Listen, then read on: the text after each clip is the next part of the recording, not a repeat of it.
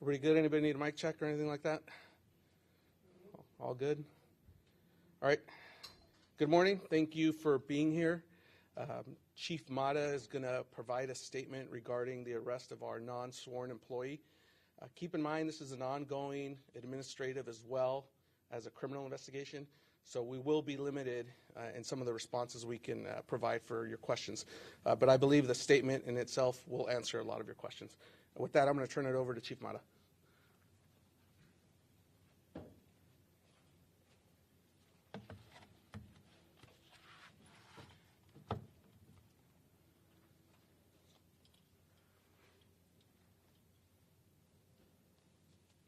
Thank you, Chris, and good morning, everyone. How are everyone doing? Good. I'll start off by saying it's a difficult day today here at the department. And the incident that I'm going to talk to you about in no way, shape, or form is part of what we do here at this department. And the amazing work that our women and men do every day, this incident does not represent that. So I'll start off by stating that last Thursday afternoon, the San Jose Police Department received information from the FBI regarding disturbing and hateful social media posts that were allegedly made by a non-sworn employee of the department. The posts were made on a website that identifies with a far-right extremist ideology. These posts encouraged and solicited violent acts against people who do not share the extreme views of the author of the posts and included advocating the shooting of police officers. The same day that we were made aware of these posts, the San Jose Police Department took immediate action to protect the community and our employees. Detectives from the San Jose Police Department's Internal Affairs Unit, Criminal Investigation Division, began an investigation, obtained a gun violence restraining order, and also obtained a search warrant for the employee's residence. Detectives seized multiple firearms as a result of this investigation, along with other items of evidence. Later that evening, detectives arrested the employee and booked him into the Santa Clara County Jail. The employee has been charged with possession of a concealed firearm, possession of an assault weapon, and possession of a concealed dirk or dagger. The employee has since been released out on bail. The employee is Dennis Shevchenko, a civilian employee working as a community service officer who does not have police officer authority. Mr. Shevchenko has been employed by the San Jose Police Department since 2012 and is currently on administrative leave, where he will remain as the investigation continues. These allegations are extremely serious and are being fully investigated to determine the extent of any criminal conduct by our employee and the extent to which any others may be involved. As this is an ongoing investigation, I cannot elaborate beyond the details I am currently providing. Our ongoing work and collaboration with the FBI San Francisco Threat Assessment Team allowed for this information to be discovered and shared with us so that we could take immediate action.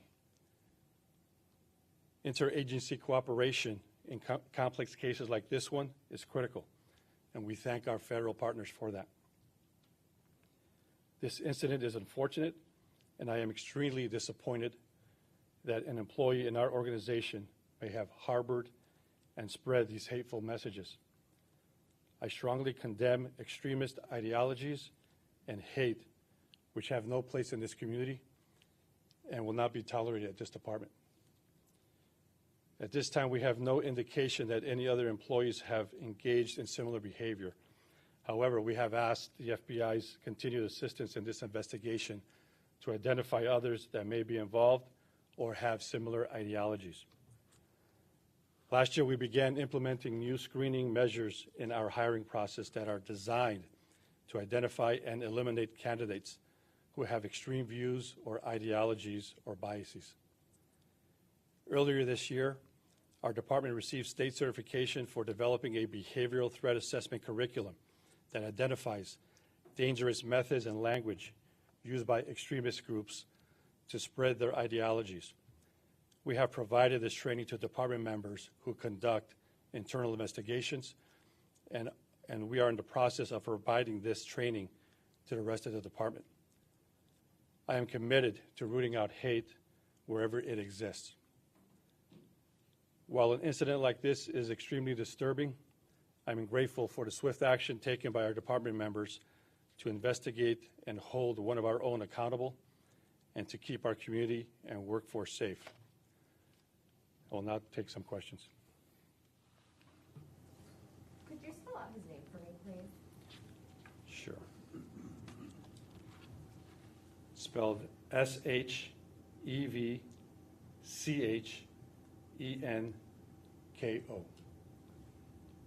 Shevchenko. The firearms he had in his possession, were they California compliant? Were they legally obtained? We're looking into that, how they were obtained, but one was not California compliant. What is his status at this point with the city or employment with the CSO program? He's still an employee of the city of San Jose and is on administrative leave, pending the outcome of this investigation. And when you guys arrested him, you guys said that he had an assault rifle and concealed weapons. Were those on his person when were those on his person when you guys arrested him? No firearms were on his person when we arrested him. It was part of the investigation. As I mentioned, we conducted a search warrant at his residence, and also a firearm was located on police property. Chief, as a community service person, can you share a little bit more detail about what his job was, what he did for the department? Sure. Our community service officers assist our patrol officers in taking reports that are not involve a suspect, much like burglary reports, traffic accidents, provide traffic control, provide a service to the community, and also assist us on various events in the community. Are they privy to the same kind of information that a regular officer might have? Yes. And just to clarify, is it paid administrative leave or is it non-paid administrative leave? Or? Paid administrative leave. When you say extreme ideology, what does that contain? Well, we know that involves a lot of things, but in this specific instance, the ideologies are of political nature, again, involving violence and threats. Specifically against police officers? And those that of political ideologies. Yeah. Can you speak to what websites he was utilizing? Sure. I believe it's gab.com. Okay. And then was this done in the course? Was he a part of last January? Is that why the FBI was looking into him? Was he part of the Capitol issues last January? That's something that we're under. That's under investigation. We don't know that at this time. You mentioned those screening procedures that have been newly adopted. What does that reflect in terms of the sorts of threats that are emerging? What was that in response to? Sure. So as we know that, things have changed over the course of the years here in our country, especially with social media. So some of these screening procedures are that we look into a candidate's social media presence, online presence, and that also includes a thorough background check, also involving a psychological exam to identify any type of ideology such as this or any other biases before they are hired. Does it reflect broader concerns about growing extremism among recruits? I think in general, yes, because again, we haven't dealt with this in years past, and now there's a growing presence of extremism in our country. So we're keeping up with that, with the technology. As you know, a lot of these posts or individuals post anonymously. So these are complex investigations. They don't normally post their names on these sites or these type of platforms. So we have to keep up with that as well. So part of that is training our background investigators on social media presence and what to look for. As I mentioned, we have this new training of the behavioral assessment training that they were trained in as well to identify these type of circumstances and instances. And you guys were notified by the FBI? I'm sorry, can you You repeat guys the were question? notified by the FBI? We were notified by the FBI, yes. So are they a part of this investigation? Sounds like this. Yes, they are. Are you able to elaborate at all on how the FBI became aware of these posts?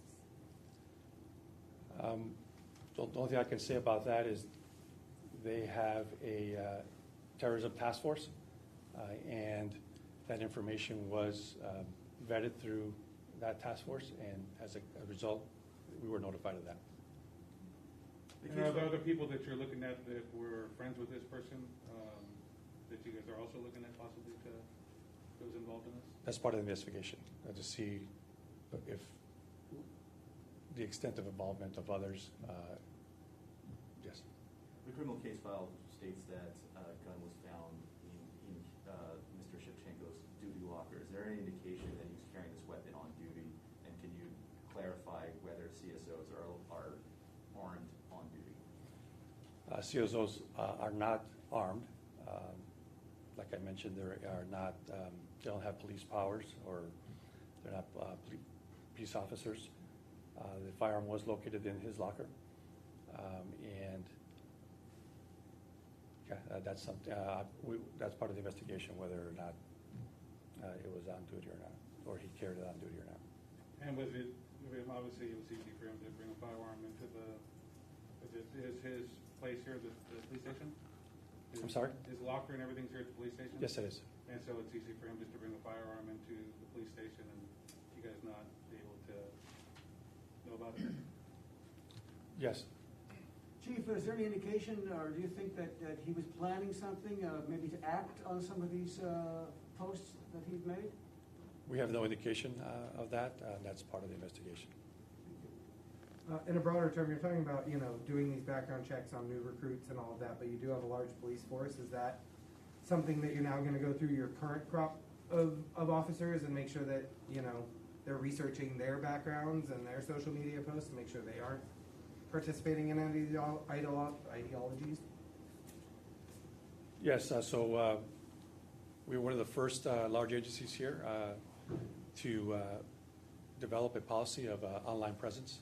So that's one of the ways that, one of the processes that we've put in place, along with the training and the other measures that are in place, such as whistleblower hotlines, any violation of our city or department policies where they can come forward to the supervisors, internal affairs, the independent police auditor, to identify or report those type of circumstances. And I think it's incumbent upon us, right, as a department, once we hear or identify any type of extreme ideologies or hate comments and speech to speak up and report that, so we can investigate that and use our partners such as the FBI, the district attorney, and others to root this out.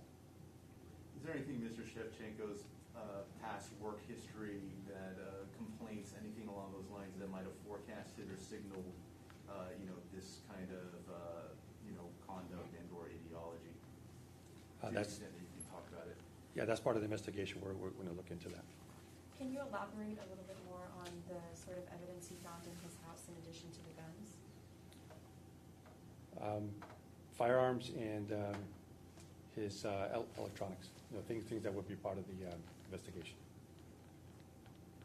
You said you took action the same day you were made aware of this. What day was that? That was last Thursday, October 14th. And was he on duty or was he at home when you guys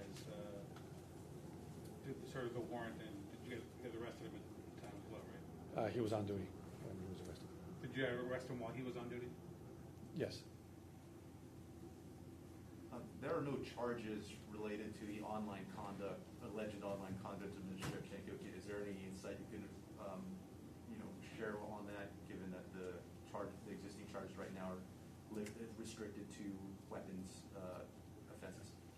Right, we're still working on that, and we're working closely with the district attorney's office, specifically their Office of Public Integrity. Are you guys now looking at the access that these community service officers have within the facility here? I mean, it could turn out bad if you guys didn't arrest him and he had a firearm here at the station. I mean, are you guys looking now at changes that are going to be made in the sense of what they're allowed to bring or how they're able, within their lockers and things like that? Well, every employee will, we have policies in place, not only department policy, but city policies about weapons in the workplace. So that's something that we'll definitely take a look at. But again, any individual that can own a firearm, right, can purchase one. But to your point, bringing it on at the workplace, that's something that we're going to take a look into in addition to the policies that are already existing.